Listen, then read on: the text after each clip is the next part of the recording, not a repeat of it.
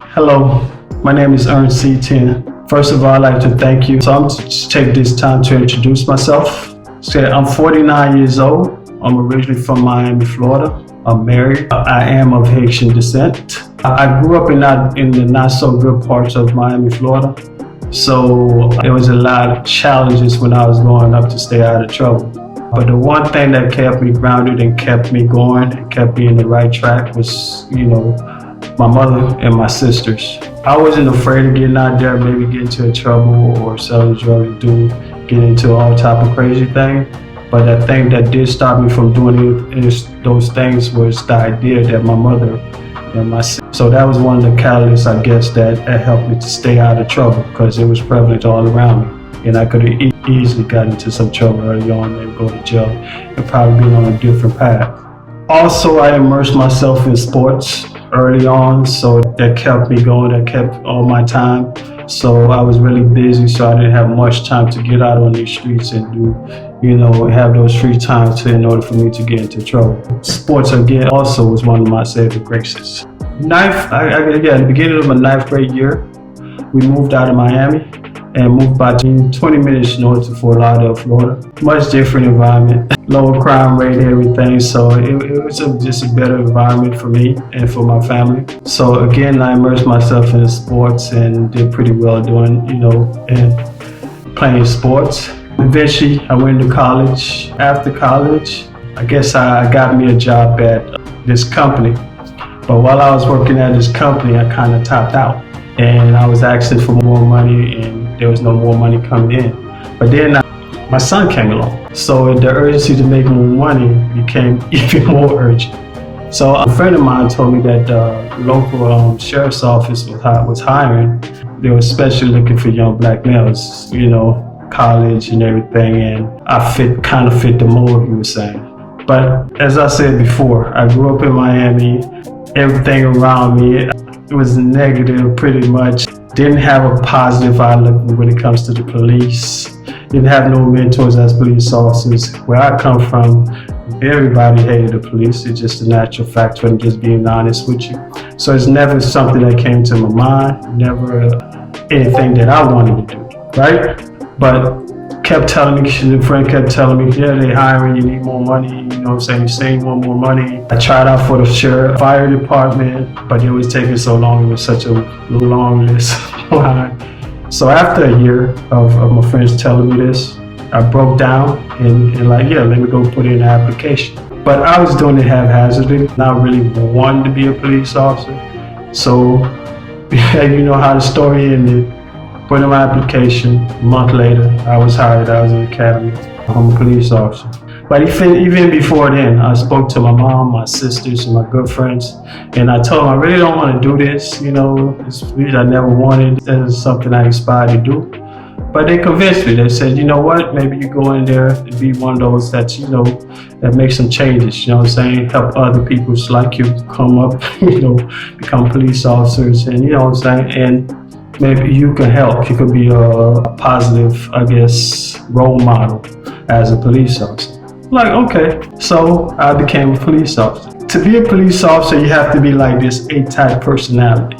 Even though I'm 6'2", about 235, 240 pounds, you may look at me and say like, big guy, but I'm definitely not an A-type personality. I kind of wear my heart on my sleeve. I have too much sympathy and empathy. Definitely that B-type personality. So being a police officer right there is going to lead to some type of clashes with my personality. As the years continue to go on and me being a police officer and doing the work, I discovered that it became kind of a clash, like I said, with the type of person that I am. I don't know if you ever seen the movie The Green Mile with Tom Hanks and John Coffey. I remember the line in the movie when John Coffey says to Tom Hanks, I feel the pain of the world. I feel everybody's pain. But I think that's the type of person I am. I related to that line. Doing my job as a police officer, every young male that I arrested, or even, I'm gonna be honest with you, black male that I arrested, or anybody period that I arrested, it affected me. It's funny, it's weird, but I think sometimes it affected me more than the people that I was arrested. So that became a clash for me. To the point it became a real problem for me. the depression started to kick in. I'm having problems with my relationships, not sleeping, not doing the normal thing, just not being myself. And I couldn't really figure out why until I really sat down and started. So I started having thoughts that you shouldn't be having. And I think you know what I mean, what kind of thoughts that I'm talking about. So I seeked help. I went to one therapist, but I don't feel they was helping me. I don't think they really understood what the problem was. So I went to a second therapist. Again, I don't think they fully understood what the gravity of what was going on with me. Again, I think that they look at me, see why I'm a police officer, they expect some type of A-type personality, and that's not what I'm spewing out of my mouth. And they wasn't giving me a feedback or anything, I think, constructive to me that could change the way that I was feeling. So it was on and on. One day, a friend of mine called me that I went to high school with, military veteran, him and his wife living in Hawaii. He called me, E, I just got into this thing. It's called Dream Trips. It's fantastic. You get to travel around the world with family, see the world, and I got the bucket list. And then it's also business, man. You can make some residual money, income on the side, some extra money.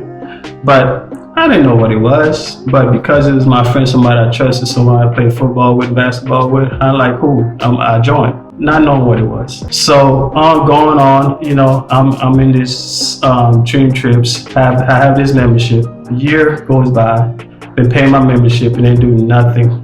Didn't do anything, didn't go on the trip, didn't even look at it, didn't even understand what it was. So a year later, I was like, man, I'm just paying on this thing, get rid of it. So I called my friend up and said, listen, man, I tried this for a year, haven't gone on a trip, haven't done anything, so I'm I'm done with it. Then he said, hold on, so you haven't gone on any trips? I said, no. You haven't looked at any of the brochure, anything that I sent you about, Dream Trip? I said, no. It reminded me, I'm in my depression mode and all this is going on, so I'm not really in that mindset. So, no. But he said, wait a minute. Let me let you talk to my captain. At the time, he says, your captain? Why am I talking to your captain?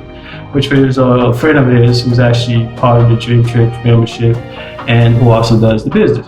So I'm like, cool, I'll talk to her before I cancel my membership. So she called me up and I told her everything that I just told Nate, so I haven't done anything with business or on the Dream Trips.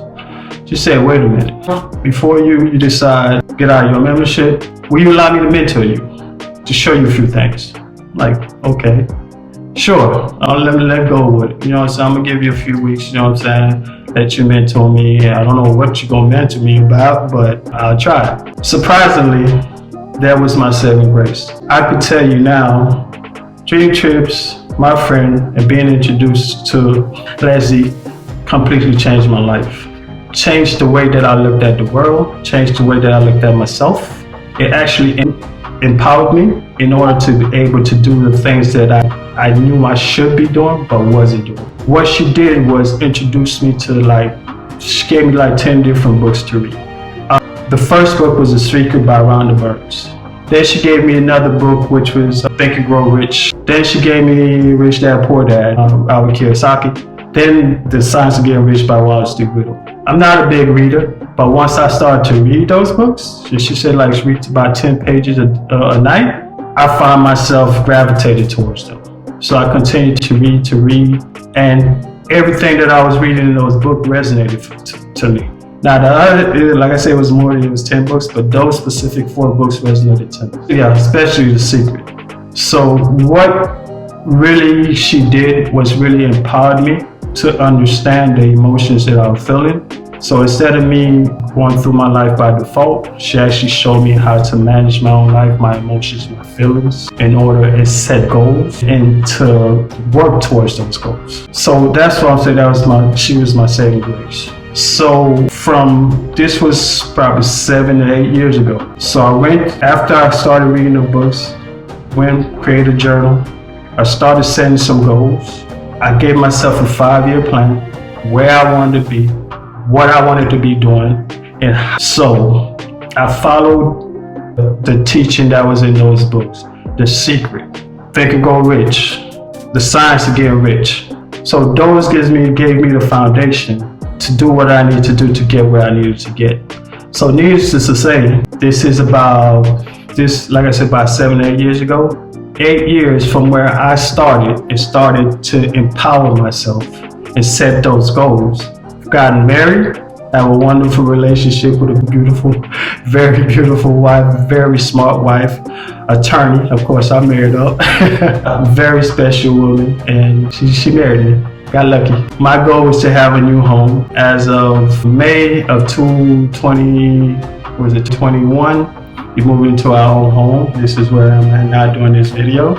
I became a full-time trader, options trader. I went and took the course, took action. Now I'm a full-time stock options trader. I took a course for Amazon private label. I have a full Amazon private label stores with products that are doing very well. I also do dream trips, which is the most exciting, fun business that you could do. And my goal was to retire. Yes, I was in law enforcement for over 20 years, but as my plan was to be in it for 30 years. But as of October 21, I was able to retire from the police department and living a good life. Not just kidding. But yes, so she completely changed my life. Dream trips completely changed my life, to be honest with you, for me to be in this position that I am right now.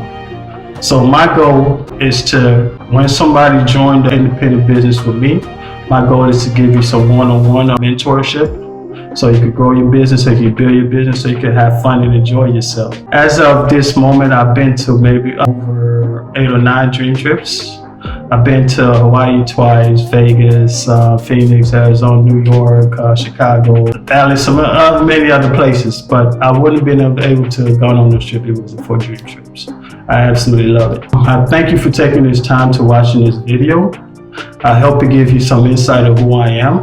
I hope you understand why I'm passionate about sharing this Dream Trips International business or even this membership. And I would love to mentor you, work with you on one-on-one and help you build your business, grow your business, and set some goals and help you achieve those goals. Again, thank you so much. My name is Ernst C. Chen. I'll see you on the Dream Trips International, baby. Let's go.